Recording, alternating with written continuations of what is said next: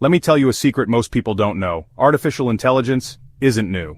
The story of AI began long before computers, before electricity, before even modern science itself, from ancient myths of talking statues, to a 19th century woman who imagined machines composing music, to the code breaker who changed the course of World War II. Every era added one brick to the story of AI. And today, we're standing at the edge of a future that our ancestors already dreamed of. So if you think AI was born in Silicon Valley, you're in for a shocking surprise. Thousands of years ago, humans already imagined artificial beings. In Greek mythology, there was Talos, a giant bronze robot built to guard the island of Crete.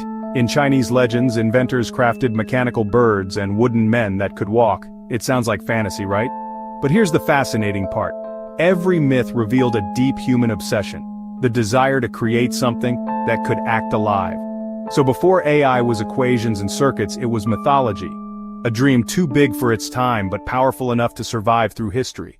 Fast forward to the 1800s, the Industrial Revolution was changing the world. And in the middle of all the smoke and gears came one extraordinary woman, Ada Lovelace. Most people saw Charles Babbage's analytical engine as a calculator, but Ada, she saw something more. She wrote that this machine could one day compose music, draw art, even mimic human thought. Think about it. In the 1840s, when electricity was barely understood, a woman was already predicting AI's creative future. At the time, people dismissed her. But today, we call her the world's first computer programmer. Then came Alan Turing. During World War II, he built machines that cracked Nazi codes, saving millions of lives. But even greater than his war heroics was the question he asked: can machines think?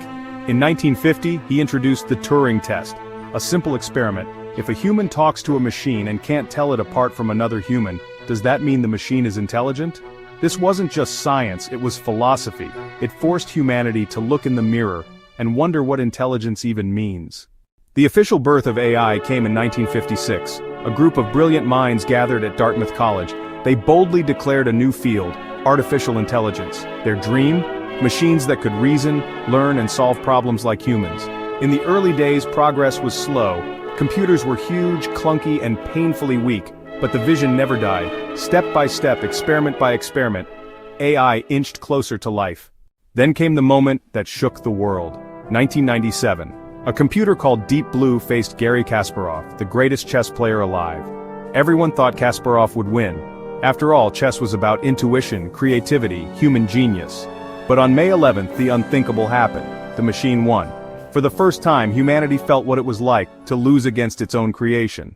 By the 2000s, AI was no longer confined to labs. It slipped into our daily lives.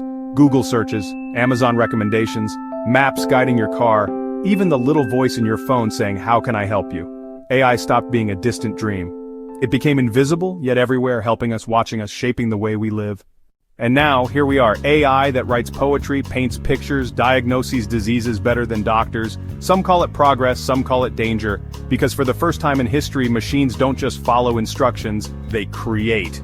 And creation was always considered the final frontier of human uniqueness.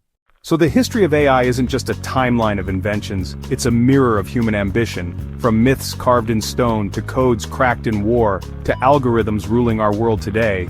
The story of AI has always been the story of us, our dreams, our fears, our endless hunger to create life out of lifelessness. The real question is, if the past was only a prelude, what role will we play in AI's future?